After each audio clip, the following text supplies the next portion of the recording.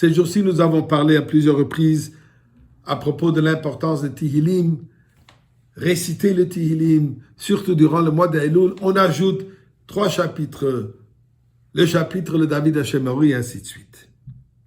Je voudrais partager aujourd'hui avec vous une histoire extraordinaire. Et bien sûr, une histoire du Baal Shem Tov. Nous savons que le Baal Shem Tov, le fondateur du mouvement chassidique, c'est lui qui a commencé à propager les secrets de la Torah, l'ésotérique, la partie de la Kabbalah qu'on peut comprendre un tout petit peu à nos niveaux. Pnimiut Torah, l'intériorité de la Torah, le cachet, le secret de la Torah, le sod de la Torah.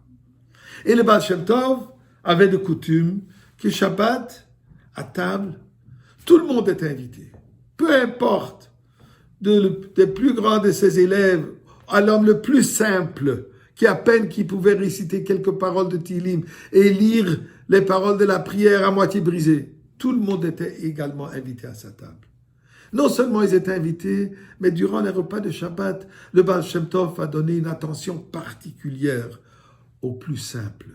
Il leur invitait de boire de son verre de kiddush, leur partageait avec lui sa nourriture, souriait, les approchait de lui, une attention extraordinaire. Il y avait un moment, le moment de Souda Shlishit, un Shabbat d'été, il y avait un long repas de Shabbat, et ensuite il y avait le repas de Souda Shlishit. Et à ce moment de Souda Shlishit, il n'y avait que les élèves, ce qu'on appelait la Chavraya Kadisha, la société sainte, ses élèves, ses disciples les plus élevés, comme le Magui de Mezrich, Reb Mendel Docker, le Rav de Polnoye, ainsi de suite. Et à ce moment, c'est là où il dévoilait les secrets de la Torah.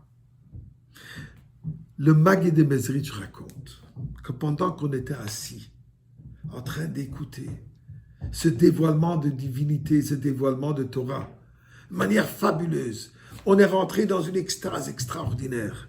Et pendant qu'on était dans cet état de kedusha, de sainteté, à un certain moment, plusieurs parmi nous ont commencé à penser, quel dommage que le Baal Shem Tov donne tellement d'attention à ces juifs les plus simples. Quel dommage que le Baal Shem Tov ne consacre pas tout son temps à dévoiler les secrets les plus profonds de la Torah à ceux qui sont capables de le recevoir. Le temps précieux du Baal Shem Tov aurait pu être mieux utilisé que verser du vin à quelqu'un qui ne peut même pas réciter le Tehillim et enseigner quelqu'un de dire Aleph Bet et ainsi de suite. N'importe qui d'autre pourrait faire cela.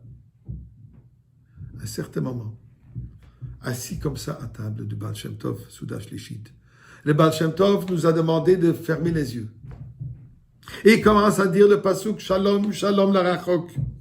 Paix, paix, au loin et au proche.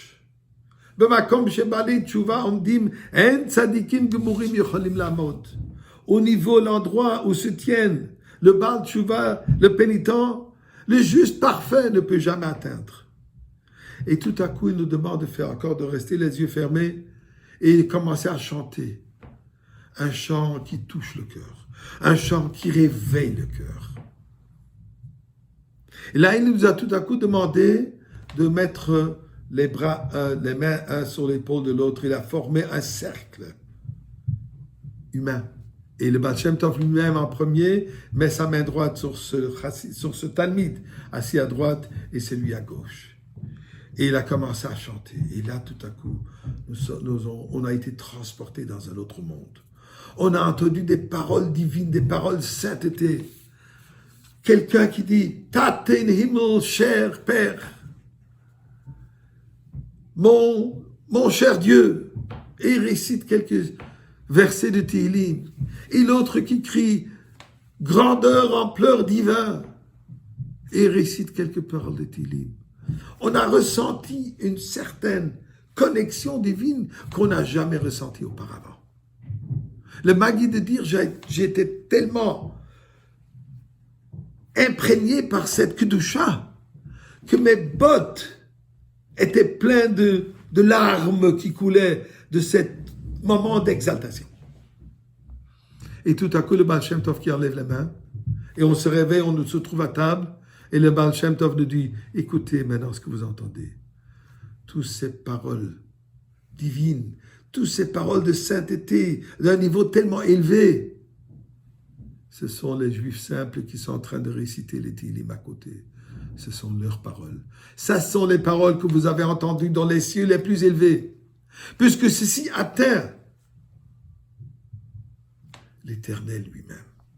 Cette simplicité de ces gens simples qui prient à Dieu et qui expriment leur amour vers Dieu, mais d'une simplicité pure, elle atteint les niveaux les plus élevés.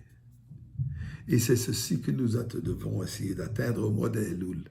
En récitant le Tehillim d'une simplicité, mais de savoir ce sont les paroles qui viennent du fin fond du cœur de l'âme de David Amelech, à quel nom on se rejoint.